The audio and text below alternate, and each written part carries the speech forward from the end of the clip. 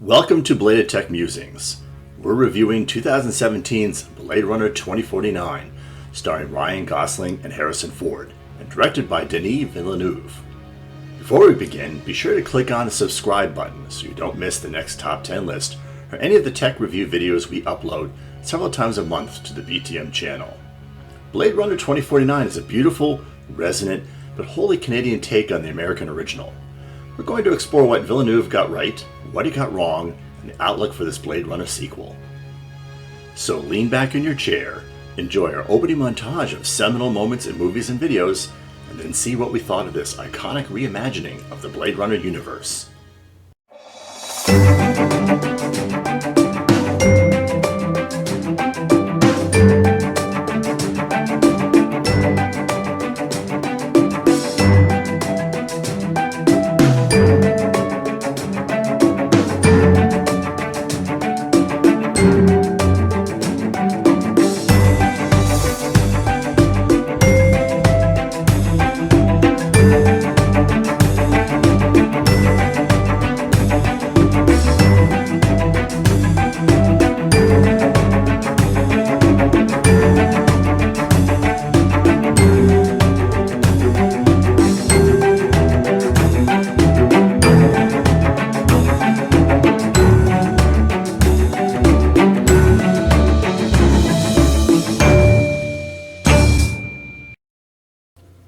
The atmospherics of the beginning of Blade Runner 2049 are so true to Ridley Scott's original film that those of us who are old enough to have seen Scott's masterpiece on the big screen for the first time could feel the small hairs on the back of our necks rise unbidden.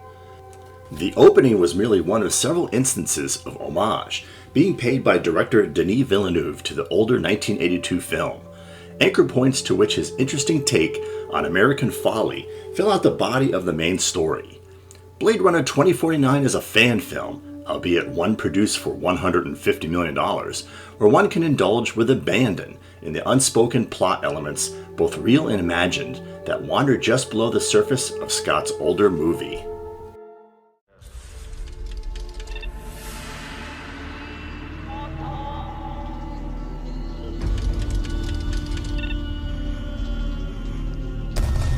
I've got 4 skin jobs walking the streets. They're either a benefit or a hazard. If they're a benefit, it's not my problem.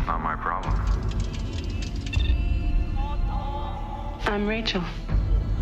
Deckard. Have you ever retired a human by mistake? No. Scott did not have total creative control over Blade Runner, so this allowed the studio execs to insist on a voiceover and judicious edits that left some of Scott's more esoteric imagery on the cutting room floor. Both male lead Harrison Ford and Scott hated the voiceover, although perhaps Ford's rage was more due to being called back to a film he thoroughly loathed making. But Warner Brothers was afraid that audiences would be baffled by the movie as it was originally edited, and it turns out they were right. Blade Runner was a box office flop, panned by both moviegoers and critics. But something funny happened after Blade Runner faded from theaters. Science fiction fans and movie lovers wanted to see it again, and again, and again. Over the span of 30 years, the movie was released on video in one form or another several times. Even Scott got to release his director's cut, the way he originally envisioned the film. The studios made so much money in the re-releases that it was no surprise when the long-awaited sequel was finally greenlighted.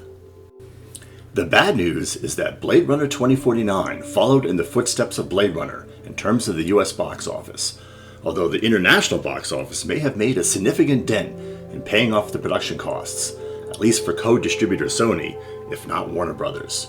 The good news is that Blade Runner 2049 is a beautifully made movie, wholly resonant with the original, with a well-crafted score that echoes the older Vangelis tracks. The acting is terrific, Ford just keeps getting better with age, and the casting of lead Ryan Gosling is spot on. The effects and the set design are first class. Blade Runner 2049 is also a brazen critique of American excesses and prejudices. This is somewhat of a bias of the Canadian Villeneuve, whose last 3 US-produced movies, Prisoners, Sicario, and Arrival, examine American foibles in various ways. Blade Runner 2049 examines global warming, terrorism, class discrimination, gross consumerism, waste, police brutality, evil corporate executives, and environmental destruction. The critique is not satire, as deftly done in 2012's Dread, directed by Englishman Peter Travis, but is rather preachy and stereotypical. I've never retired something that was born before. What's the difference?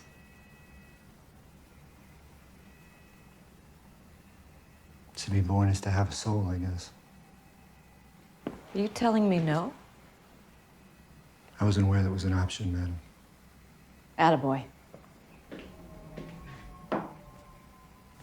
Hey, you've been getting on fine without one. What's that, madam? A soul. The movie also has an odd European tang to the storytelling. I think Villeneuve intended to echo the polyglot atmosphere of the original film's alternative universe, but instead it comes off as peculiar, particularly in regard to the set design and the choice of some supporting actors. The film's plot does somewhat redeem itself in the examination of what it means to be human.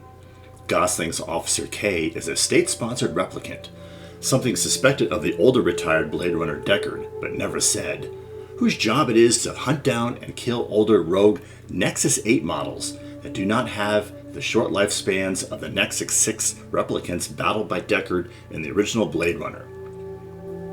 Despised by his fellow human LAPD officers, the general populace, and other replicants, Officer K is forced to seek human companionship from, of all things, an artificial intelligence, reminiscent of 2013's Her, he has purchased. His emotional attachment to his AI, Joy, terrifically acted by Ana de Armas, although the source of his eventual undoing, through no fault of the AI, is a touching reminder that everyone wants to be loved. Blade Runner 2049's replicants are fomenting rebellion, seething under the murderous yoke of their human creators.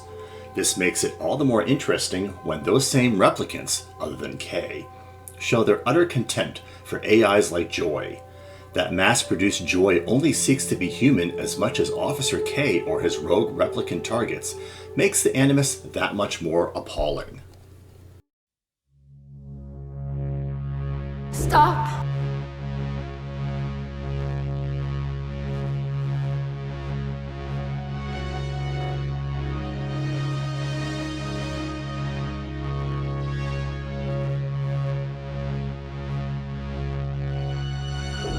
I do hope you're satisfied with our product. I love you.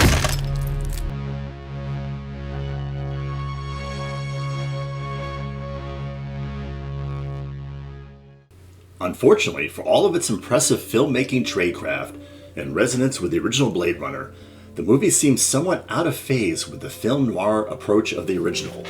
It is more grimy, sexualized, and impersonal, without the classically driven Casablanca-style touches of Scott's production. Loose ends abound in this plot, in spite of a beefy 2-hour and 45-minute runtime. Blade Runner 2049's homages actually interfere somewhat with the storytelling, sacrificing originality for Ridley Scott's approval. Don't get me wrong, it is a fun movie, but it was somewhat of a letdown. Maybe it is a little unfair to judge Blade Runner 2049 against the standards set by the iconic Blade Runner, but how should Villeneuve be judged otherwise? Still, Warner Brothers should take heart. They'll make up the slack box office in the video releases, just like last time. Do you agree with our analysis? Let us know what you think below. Click on the subscribe button, and don't forget to click on the bell so you're notified of new videos. Check out our other videos from the BTM channel, and we'll see you soon for another review.